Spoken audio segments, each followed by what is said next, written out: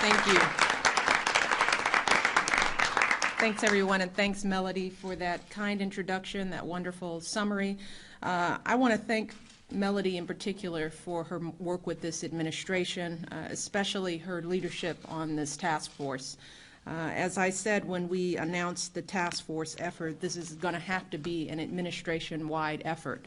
And I'm proud of the way that so many people from so many different areas of the federal government have come together and embraced this challenge, stepped up with a level of commitment and passion that's really made a difference. If we just take a step back for a moment and think about just how much this group has been able to accomplish in such a short period of time.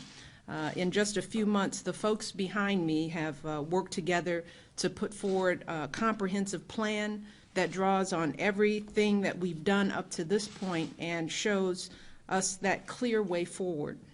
That cooperation, enthusiasm, and initiative is really what has made this entire effort so successful. And again, that's why we're here today, to talk about the action plan that they've put together to help reverse the epidemic of childhood obesity in this country. We all know that it's possible. We know we have the tools, we know we have the resources to make this happen. And now, thanks to the work of the task force, we have a roadmap for implementing our plan across our government and across the country. I have talked about the statistics, we have all heard about them, but they always bear repeating.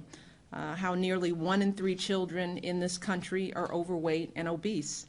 How 1 in 3 kids will suffer from diabetes at some point in their lifetime as a result.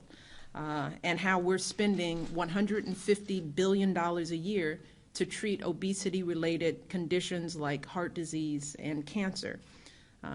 That is why 3 months ago we started Let's Move, and we set a very ambitious goal, and that is to end the epidemic of childhood obesity in a generation so that children born today grow up at a healthy weight. And since we've made that announcement, we've already begun the work. It's revolved around 4 main pillars. We've been working to give parents the information that they need to make healthy decisions for their families. We've been working to make our schools healthier.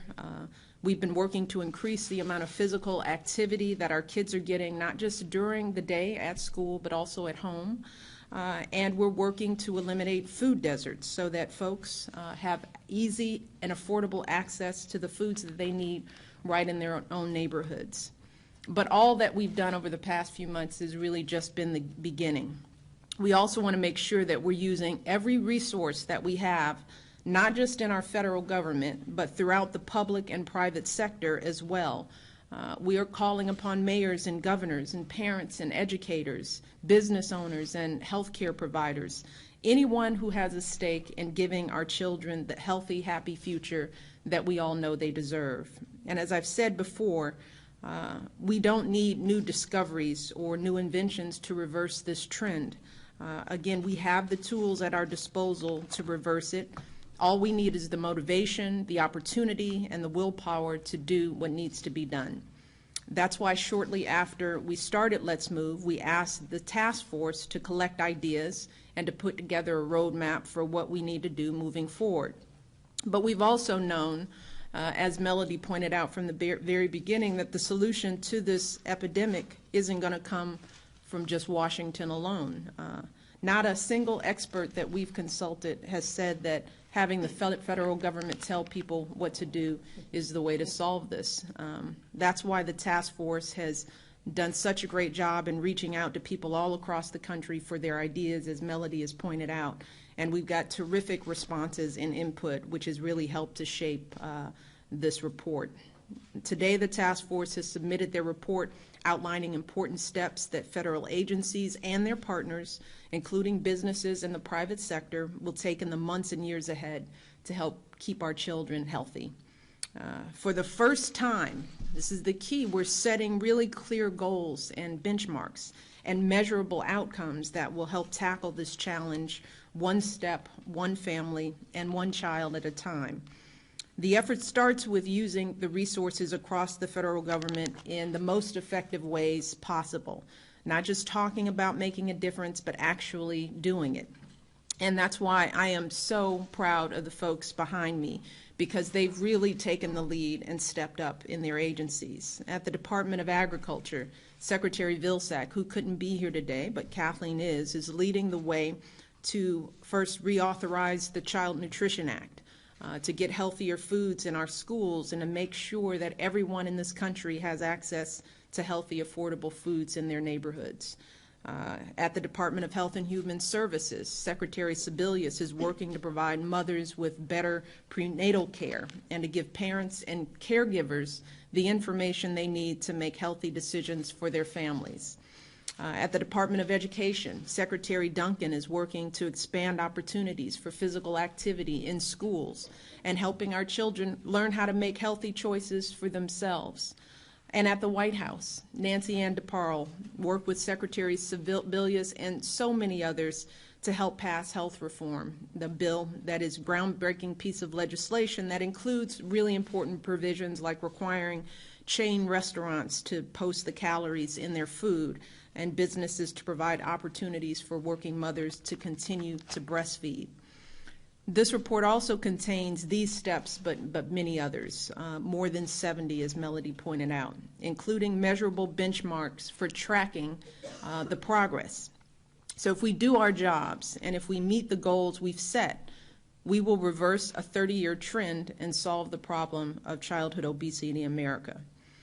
In order to make our kids maintain a healthy weight from the very beginning, we're going to increase prenatal counseling, help pregnant mothers maintain a healthy weight. We're also setting a goal to increase breastfeeding rates to help children get a healthy start in life. To encourage children to eat healthier, we're setting a goal to increase the amount of fruits that children consume to 75% of the recommended level by 2015. We want to increase that again to 85% by the year 2020, and then by the year 2030, we hope to be at 100%. We're using a similar scale to increase the percentage of vegetables that our kids are eating as well. We're also working to decrease the amount of added sugar that our kids consume from a whole range of products. And to make sure that parents and kids are getting the right information that they need to make healthy decisions, we're setting a goal that all primary care physicians should be assessing BMI at all well child and adolescent visits by the year 2012.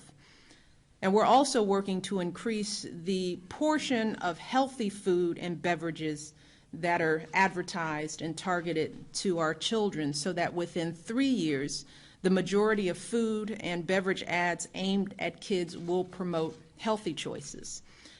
We're also setting benchmarks for our schools as well. We'll be working, as I've said many times over the months, to double the number of schools that meet the Healthier U.S. School Challenge by the year 2011. And we want to add another 1,000 schools each year for the following 2 years.